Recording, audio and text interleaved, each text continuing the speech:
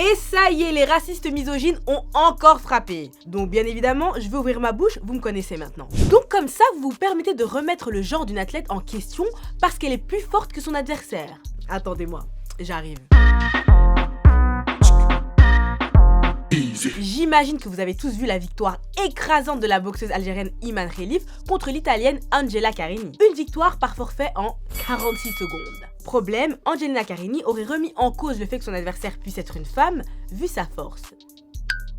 Et comme vous pouvez vous en douter, qui s'est empressé de s'emparer de cette histoire et de ces images? L'extrême droite et tous les réacs bien évidemment. Et c'est passé par plusieurs personnalités connues pour leur transphobie, comme J.K. Rowling, la créatrice d'Harry Potter, Elon Musk ou encore la première ministre italienne Giorgia Meloni.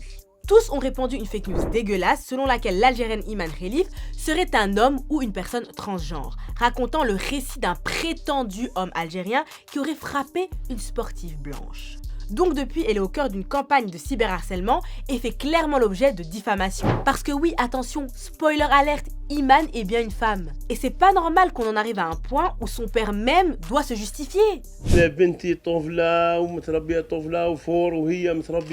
un des arguments des gros réacs transphobes repose sur le fait qu'en 2023, l'IBA, l'association internationale de boxe amateur, aurait fait passer un test à Iman et l'aurait empêché de participer à la finale de championnat de boxe à cause d'un taux de testostérone prétendument trop élevé. Mais depuis, il n'y a eu aucune preuve de ce test et de ses résultats. De plus, le comité ne reconnaît plus l'IBA qu'elle juge peu transparente. D'ailleurs, excusez-moi, mais on va quand même rappeler que Iman a été autorisée à participer aux JO de Paris 2024 dans sa catégorie de poids et de genre, n'en déplaise aux rageux. T'as trop la rage! Le CIO, le Comité international olympique, a d'ailleurs bien rappelé que Iman boxe depuis des années dans la catégorie féminine et effectivement, elle a déjà affronté de nombreuses femmes en championnat féminin et a d'ailleurs perdu à 9 reprises. Donc non, c'est pas un Avengers en fait, on va vite se calmer. Et même si Iman Khelif avait un taux de testostérone élevé, depuis quand avoir un fort taux de testostérone fait qu'on n'est pas une femme en fait?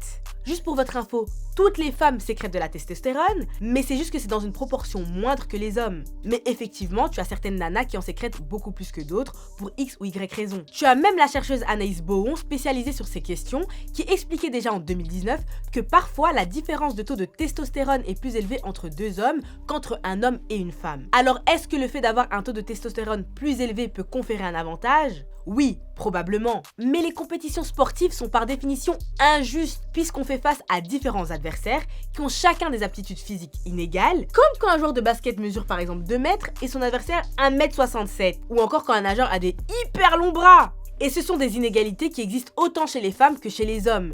Mais encore une fois, quand il s'agit des femmes, on peine plus souvent à accepter les femmes dans toute leur diversité. Mais en plus d'être sexiste, misogyne et transphobe, toute cette polémique autour de la boxeuse algérienne est tout simplement raciste.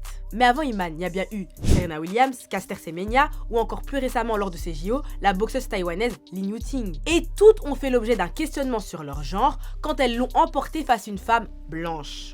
Résultat, une fois encore, d'un racisme ancré qui s'inscrit dans un imaginaire colonial qui perçoit les femmes de couleur comme plus masculines, fortes et sauvages. Et c'est comme ça depuis toujours. Selon des historiens et des anthropologues, les athlètes féminines de couleur ont toujours fait l'objet d'un examen minutieux et d'une discrimination disproportionnée lorsqu'il s'agissait de tests et de fausses accusations de masculinité ou de transsexualité. Et voilà où nous en sommes aujourd'hui lors de ces JO de 2024.